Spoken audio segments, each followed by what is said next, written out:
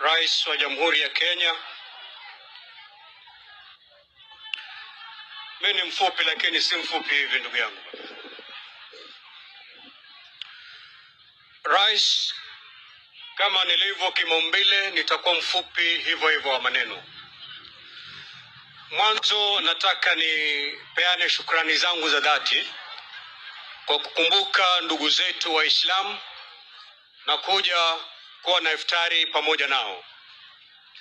Rais, tumekuwa na mikutano mingi sana katika ukumbi huu na wale ambao walitangulia kuwa marais wa Jamhuri ya Kenya, na kila rais anaposimama hapa anazungumza upendo wake kwa ndugu zetu Waislamu, lakini vitendo vyao ni haba.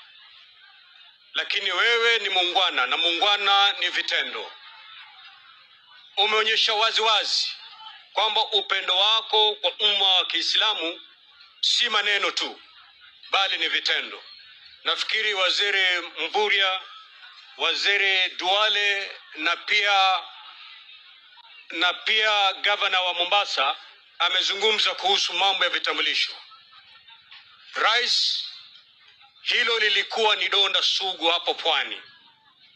Mimi nimezaliwa hapa na nimeona ubaguzi wa ndugu zetu wa Kiislamu. Mtoto akimijikenda akienda tafuta kitambulisho, na mtoto wa Kiislamu, mtoto akimijikenda atapata kitambulisho chake haraka kushinda mtoto wa Kiislamu. Process zao ziko tofauti na Kenya ni moja. Lakini ulipokuja ile pazia ambayo ilikuwa inatugawanya ukaibwaga.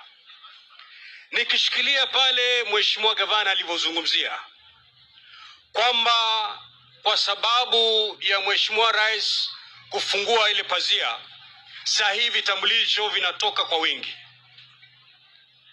Lakini vitambulisho hivi vitakuwa na faida kubwa ikiwa tutachukua kura.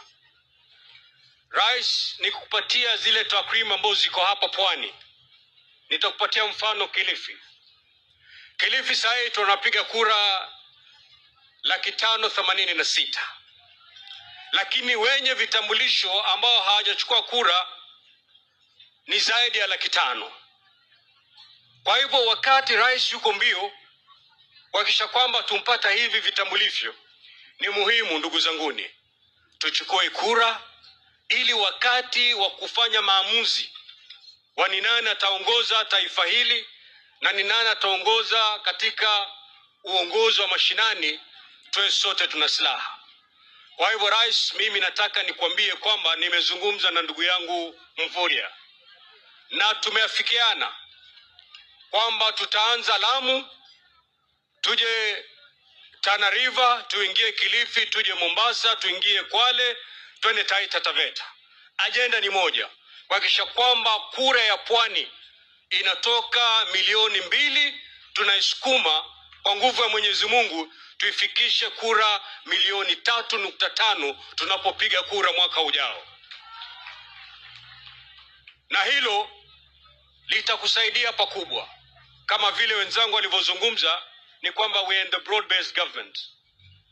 Na kwa sababu wewe ndio kiongozi wa broad based government, mimi nataka nikuhakikishie kwa niaba ya hawa viongozi wenzangu kwamba pale kura ambayo ilikuwa inaenda kwa Raila hapa Pwani, ile kura sasa itaenda kwa William Ruto. Kwa hivyo mwaka ujao, kwa nguvu ya Mwenyezi Mungu, tunataka tuhakikishie kwamba kura ya Pwani haitakupigia wewe tu, lakini itakupigia wewe kwa wingi. Because shida moja ambayo tuko nayo hapo Pwani ni kwamba tukipiga kura zaidi, it is 50% of the registered voters. Lakini mwaka ujao, ile mipangilio ambayo tunataka kuweka, we want to put a record 80% ya kura ambazo zitapigwa out of the registered voters.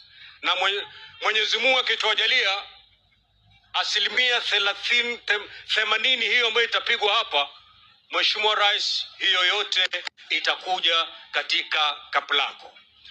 Basi ndugu zanguni, kama tulivyoambiwa, wakati umeyoyoma, nitakomea hapo.